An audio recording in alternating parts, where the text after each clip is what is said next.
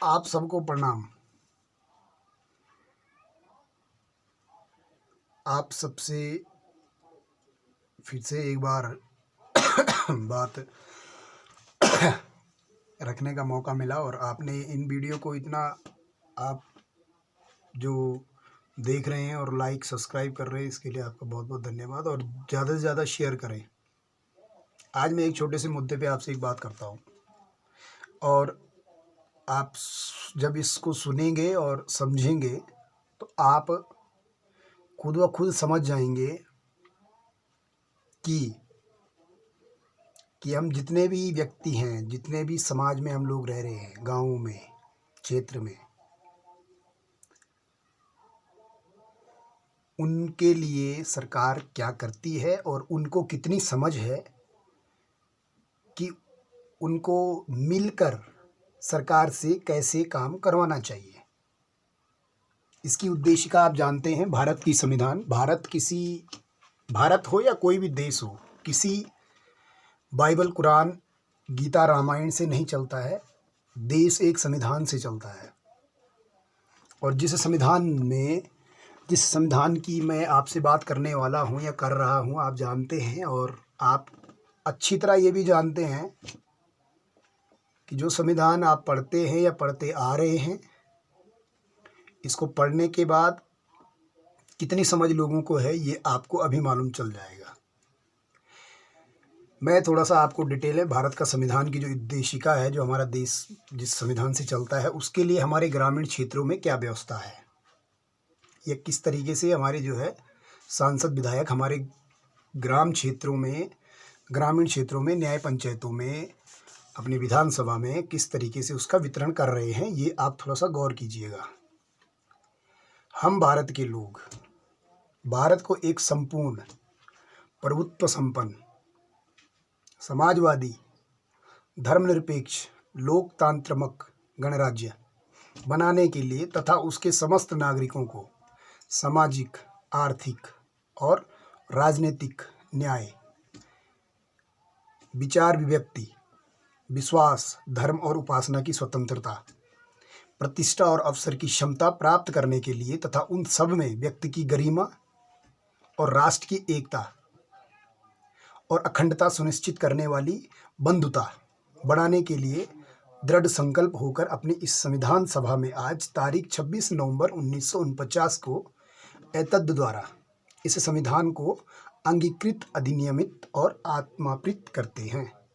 अब बताइए, हम भारत के लोग, भारत का संविधान कहता है कि हम भारत के लोग, अब हम भारत के लोग, उसमें हिंदू, मुस्लिम, सिख, ईसाई ये सब होते हैं। हम भारत के लोग जब इसमें सब रहते हैं तो भारत को एक संपूर्ण प्रभुत्व संपन्न, तो कहाँ किसको स्वामित्व मिला है? किसी को स्वामित्व मिला हो तो आप बताइए। इसमें साफ साफ लिखा है प्रभुत्व संपन्न, समाजवादी। अब समाजवादी सभी बने पड़े हैं, उसके अंदर धर्मनिरपेक्ष, लोकतांत्रिक गणराज्य बनाने के लिए। अब बताइए, लोकतंत्र तो है ही नहीं। अगर लोकतंत्र होता तो लोगों को सामाजिक और आर्थिक और राजनीतिक न्याय नहीं मिलता। सामाजिक न्याय होता है सरकार के द्वारा कोई भी योजना वो होती है, लागू होती है, तो उसका वितरण समाज के सभी व्यक्तियों को, सभी वर्ग को, सभी समुदाय को, सभी संगठन हो, कोई किसी भी दल का कोई भी हो, वो व्यक्ति है, वो सामाजिक, उसको न्याय होना चाहिए। आज एक परिवार को व्यवस्था है, 10 परिवार को नहीं है, तो ये कौन सा सामाजिक न्याय है? दूसरा आप देख लीजिए, आर्थिक न्याय। आर्थिक न्याय का मतलब अर्थ होता है, अर्थ मीन से पैसा होता है। तो कौन सा आर्थिक न्याय? कितने परिवार को रोजगार मिला हुआ है? टैक्स इनडायरेक्ट, डायरेक्ट दोनों वसूले जा रहे हैं, आपसे भी, हमसे, सबसे, जितने भी समाज में लोग रहते हैं, ग्रामीण क्षेत्रों में खास करके। प्लेन्स में नहीं चलता। प्लेन में लोग जो है तुरंत एकत्रित हो जाते। जहाँ शिक्षा है वहीं जो है लोकतंत्र लिबरल होता है। ग्रामीण क्षेत्रों में नहीं हो पाता है क्योंकि शिक्षा का अभाव है। शिक्षित होने का मतलब है कि ऐसा नहीं कि लोगों को अपनी समझ नहीं है, लेकिन राजनीतिक न्याय में आप देख लीजिए, एक परिवार को किसी भी वर्ग के एक परिवार को रोजगार मिलता है, 10 को नहीं मिलता है, तो कोई आर्थिक न्याय नहीं मिलता है, कोई आर्थिक न्याय नहीं है, जबकि ये हमारा संविधान कहता है। खुद सोचिए आप।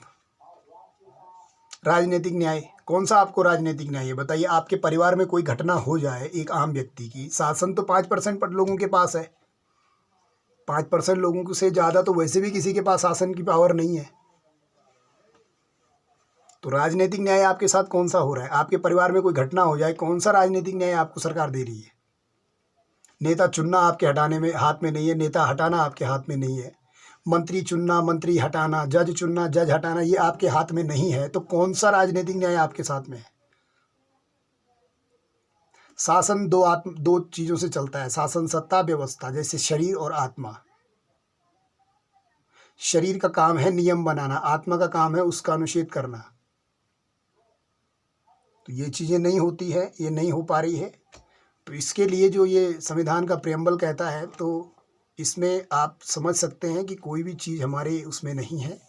और जबकि इसमें साफ साफ कहा गया है कि व्यक्ति की विचार, व्यक्ति विश्वास, धर्म, उपासना, किसी भी धर्म का हो, किसी भी जाति का हो, उससे फ़र्क नहीं पड़ता है, वो व्यक्ति को उसको सामाजिक, आर्थिक और राजनीतिक न्याय मिलना चाहिए।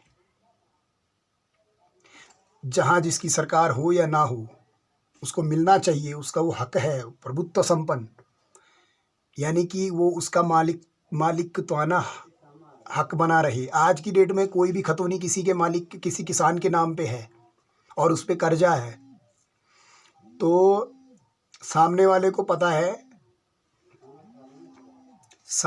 पता है कि हम इससे इसकी ज़मीनें भी ले सकते हैं।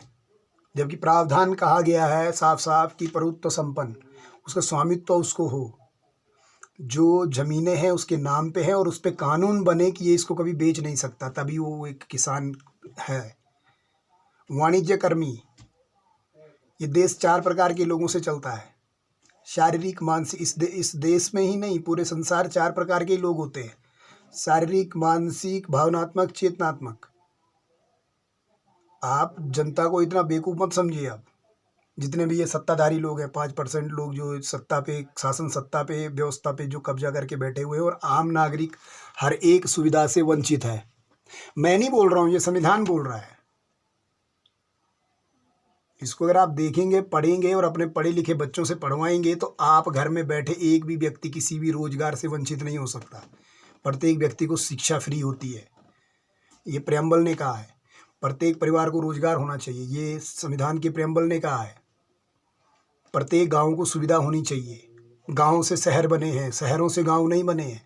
आपने कभी सुना है कि टाटा बिरला किसी गांव में रहते हैं? किसी शहर के रहने वाले, वो भी गांव के रहने वाले थे, शहरों में गए डेवलपमेंट के चक्कर में या लिए। तो संविधान की जो उद्देशिका है, इसको आप पढ़िए और समझिए इस चीज़ को। इसमें जो है क्लियर कहा गया है कि जो भी व्यक्ति है, जो भी समाजवादी हो या फिर धर्मनिरपेक्ष हो, कि कोई भी इसमें ये नहीं है कि कोई किसी धर्म का है तो उसको उसका धर्म के आधार पे उसको काम या जिम्मेदारियां दी जाए।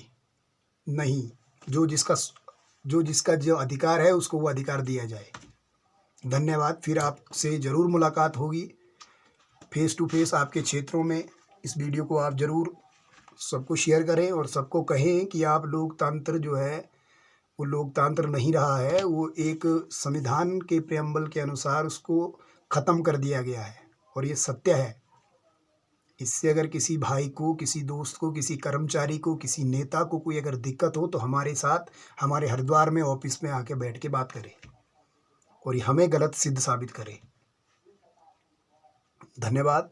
जनता को बेवकूफ़ अब बनाने की जरूरत नहीं है, जनता अब समझदार होती जा रही है धीरे धीरे। धन्यवाद।